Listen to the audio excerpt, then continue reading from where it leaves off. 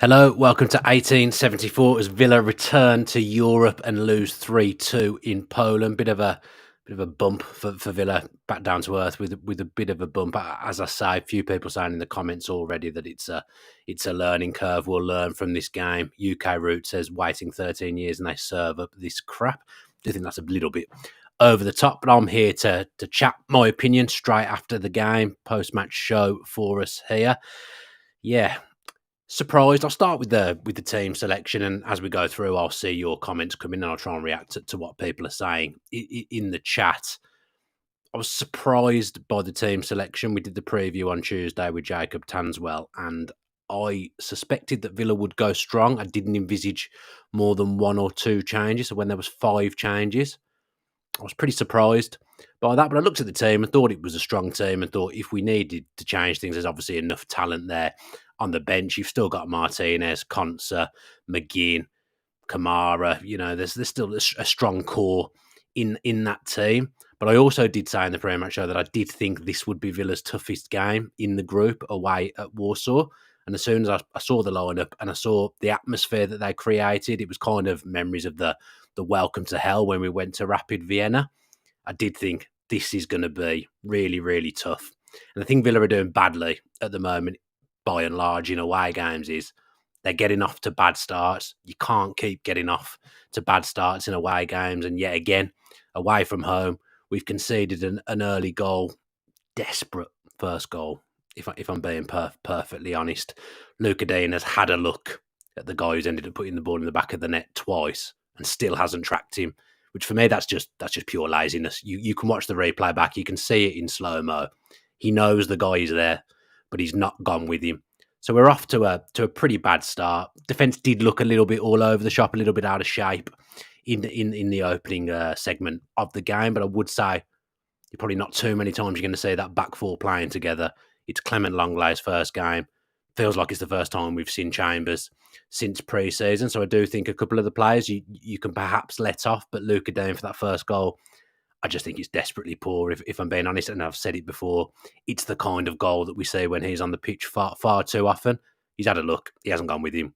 We're 1-0 down, but then there's a response, which is great. You know, we get that response. We get that goal back through Duran. Zaniolo, who I thought was pretty quiet in general, it's an absolute rocket. He smashes it.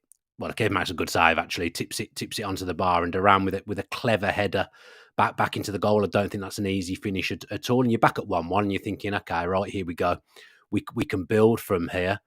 But yet again, you know, we concede. It's another poor goal. This time Chambers switches off. Like I say, I have a little bit more sympathy with Chambers because he hasn't played all season. I don't think in the modern day, right back, I'm not sure about him playing there because it didn't feel like he was the one particularly tucking in. So you're 2-1 down. You've made 2 mistakes. They're easy goals. I think Tails alluded to it in the halftime analysis that they're just two poor goals. Really, you switch off, you're going to concede again. Though a response will be, you know, it's from a deflection from Luca Dean. You get yourself back to 2-2.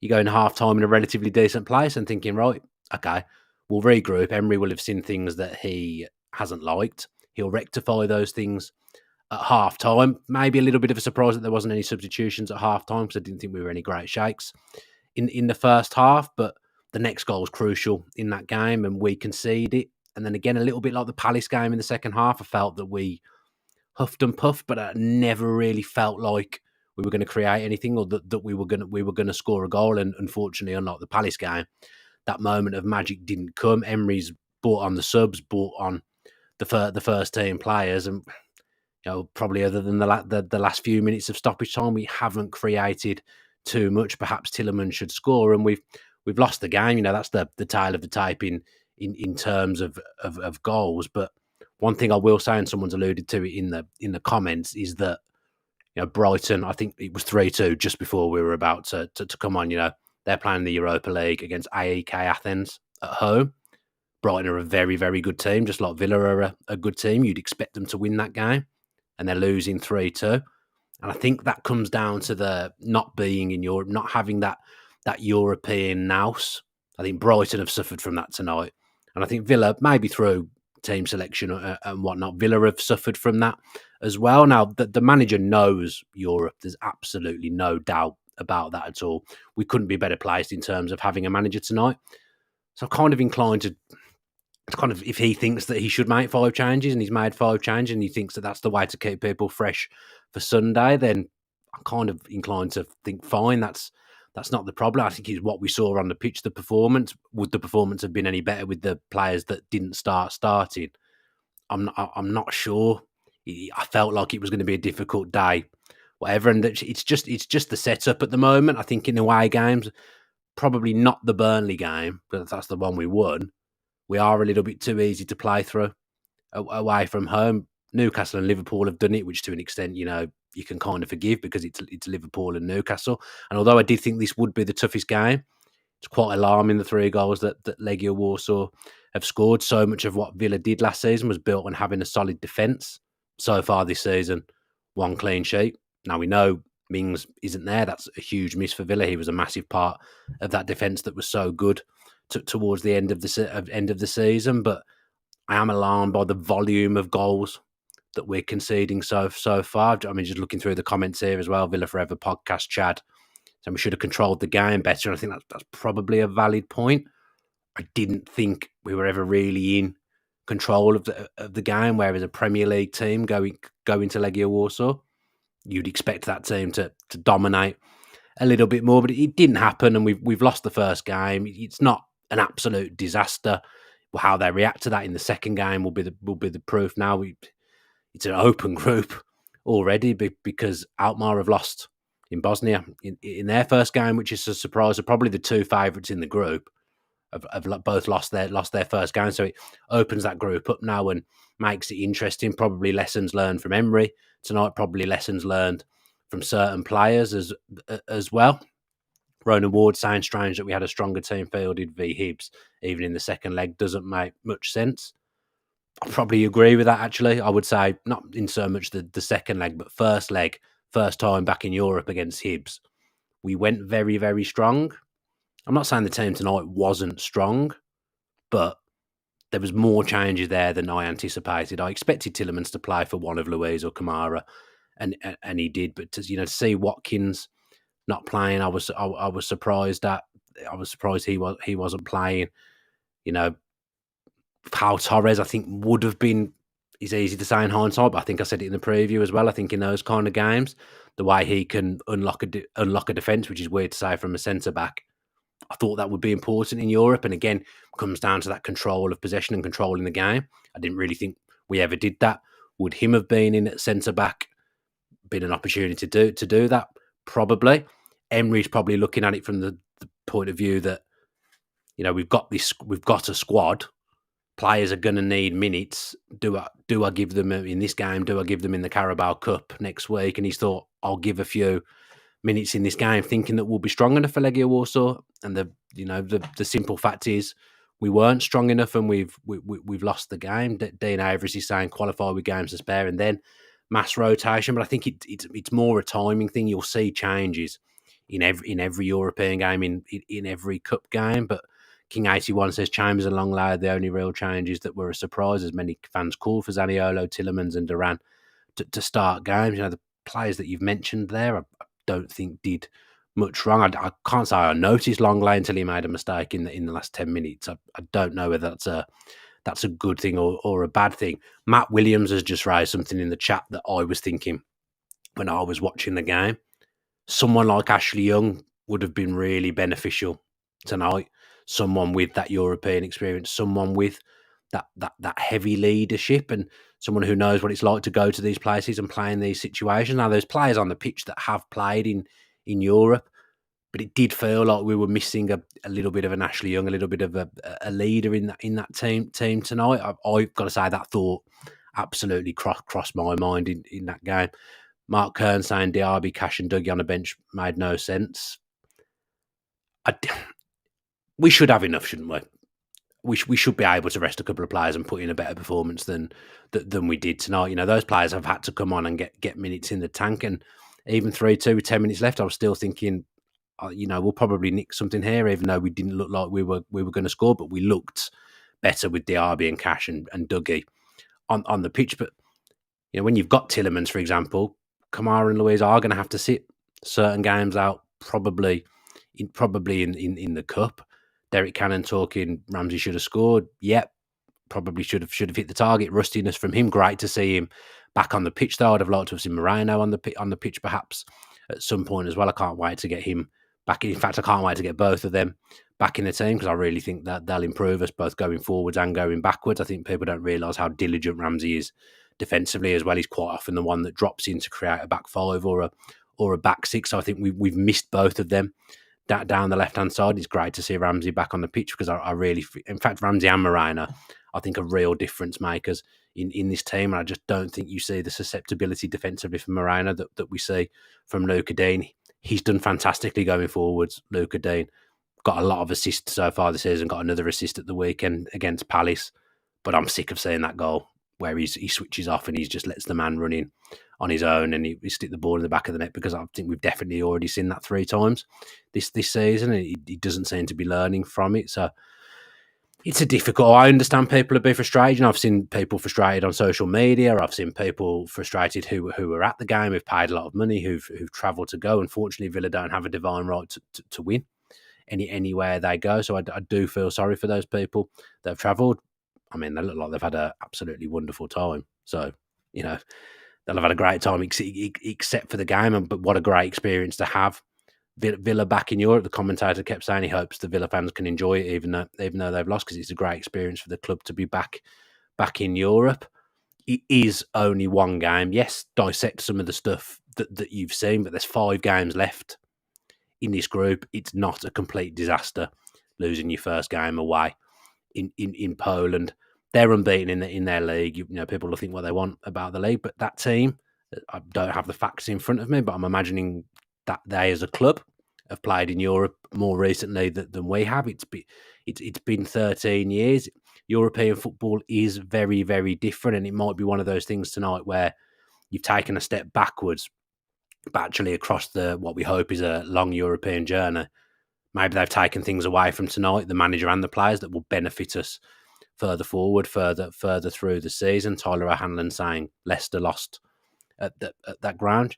These defeats do happen. You see them quite a lot in the Europa League and the Europa Conference League. And I would, again, point to Brighton tonight. They would have been expected to beat AEK Athens at home tonight in front of a really expectant home crowd. But again, they've come up against a team that will have more European experience than they have.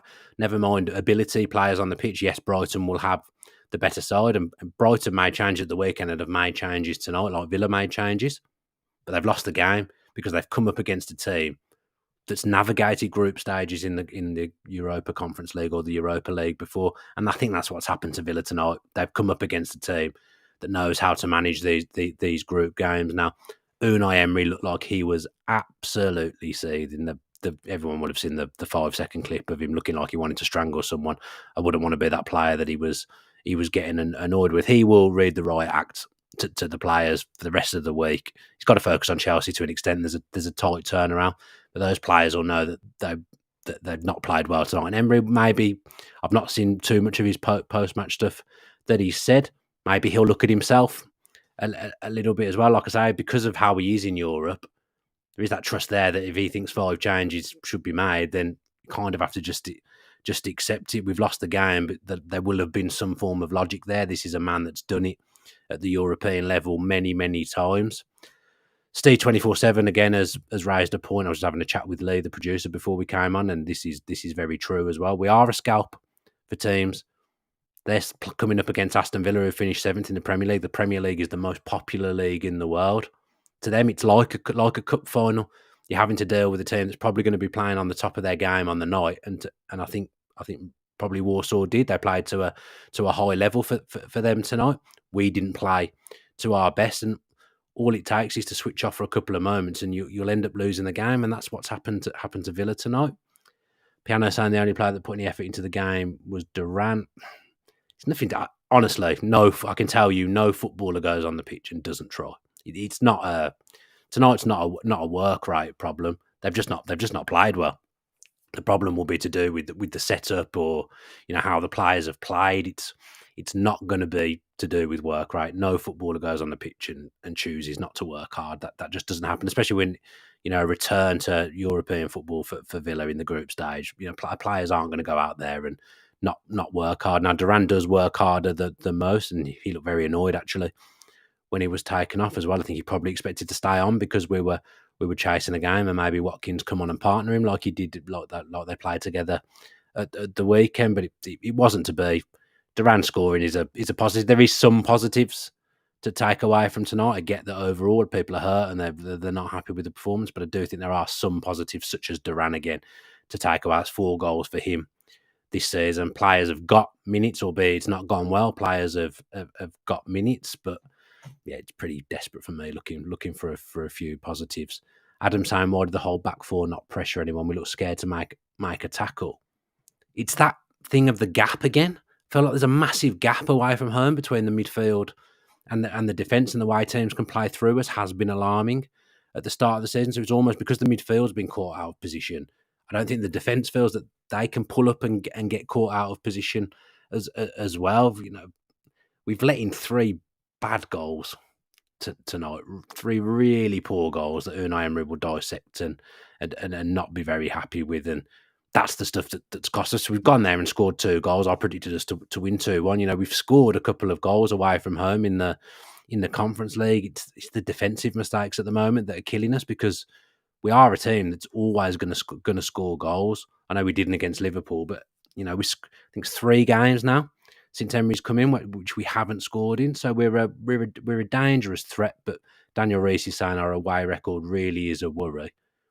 We beat Burnley, so we have won a game away from home this season. But what I've said already is we're conceding 3+ in 80% of our away games at the moment, which isn't great. That is a concern. I think we do need to kind of go back to basics.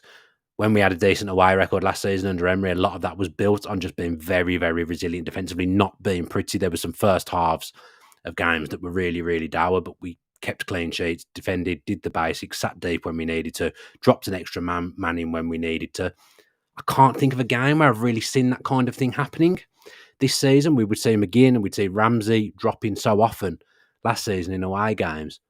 I've not seen that so far this season. So I think perhaps the fact that Emery's had the pre-season to work on his methods and get the messages across that he wants, I think he expects the team to be a bit more tuned than he would have done last season. So he perhaps hasn't felt the need to do those things defensively. But I think, from what I've seen so far this season, maybe a return to that kind of thing, or a mould of that kind of thing is needed. Look, I didn't expect to lose. Now, I said it would be tough. I thought we'd win narrowly. I didn't expect us to concede 3, and I didn't expect us to lose the game. But as I've already said, I don't think it's an absolute disaster that it will be made out to be in certain quarters. There's still 5 games left in this group stage, and there's a lot of football to be played. And I still think Villa are going to have a really, really positive season. I think the problem at the moment is it's up and down. We win 1, we lose 1. You think, right, that win will kind of set the season going now. I thought that on Saturday when we beat Crystal Palace, and maybe we go to Stamford Bridge and win on Sunday, and then that's 2 wins in a row in the Premier League, and you're feeling in a good place again. I think we've probably got to treat each competition separately at the moment, so not kind of let this game bleed into the Premier League. I think it's important to look at them as separate entities, because that wasn't Villa's first choice 11 tonight in Warsaw. Against Palace, it was Villa's best 11 going toe-to-toe against a team in the Premier League. It's kind of treating the next game in the league as a follow-on from the Palace game rather than dwelling on the European game. And I do think that's what Emery will do. I do think they'll be treated as separate entities. So, yeah, they're my thoughts on the game. The chat's going wild, as you would expect. I find it pretty difficult to keep up with what people are saying. I haven't seen too many questions in there. It's more bouncing off the facts of what people are saying. So, me on my own, we've tried it a couple of times already now this season. If you don't like it, let me know in the comments. If you do like it, let me know as well. It's always tough to do a post-match show, whether you've got someone with you or whether you haven't, because we all hurt after defeats. But I've tried to be as measured as possible and not be negative. And hopefully we bounce back on Sunday and get another 3 points against Chelsea. The games are coming heavily at the moment. We're entering another cup competition next week, so there's going to be. Just laughing at Craig Francis's comment of Chambers wasn't even in Poland for the second goal. So, there's a lot of stuff going on, a lot of football being played at the moment. We're going to see a lot of different players playing for Villa across the various competitions. So it will be interesting to see what we do now in the next European game. I'm feeling good that there's a couple of players back now. Seeing Ramsey on the pitch tonight has G'd me up. I think he's someone who's really, really important. And I expect to see Moreno again soon. And then we're getting somewhere towards the team that was so successful last season and that did so well. We're already missing Mings and Buendia. If you take Moreno and Ramsey out of that team as well from last season, that's a third of the team that did really well last season. And when you put Diaby, you put Ramsey with the likes of Diaby, who's come in and been absolutely brilliant. I really do think that transforms our attack, and we'll start to see the best from McGinn as well. At the moment, he's kind of changing role every game. He's been subbed the last two after not having his best game. But I do think, honestly, I've been saying it before the season even started, getting Ramsey back will be huge, and getting Moreno back will be huge as well. Completely transform that left-hand side and get us back somewhere to near the shape and the personnel that we had last season. Obviously, we're missing Mings. Obviously, we're missing Buendia in the squad as well. But I'm confident that we'll come good and we'll become more consistent as the season goes on. And at the end of the day, it's a better start than it was this time last year. I don't think any of us can deny that. And the fact we're even in Europe after where we were this time last year is absolutely staggering. So all's not lost. Still 5 games to go in the Europa Conference League. Hopefully you've enjoyed this zoomed in show of my face. Probably going to have to put this one as an 18. I think it's so close to my face. So thanks to Lee and Adam for organising that close-up camera. Thanks to those in the chat that have watched live. Leave a comment as well with your thoughts on the game. Give the video a like and subscribe to the channel with your post notifications on, because that really helps the channel grow. Need to find someone to do a preview with. Dave Reed's glamping, I think, somewhere, so I won't have my usual preview partner, but I'll try and find someone and do that either tomorrow or Saturday ahead of the Chelsea game, which I'm already starting to look forward to, because I do fancy her. So yeah, keep the faith. All's not lost. Up the Villa.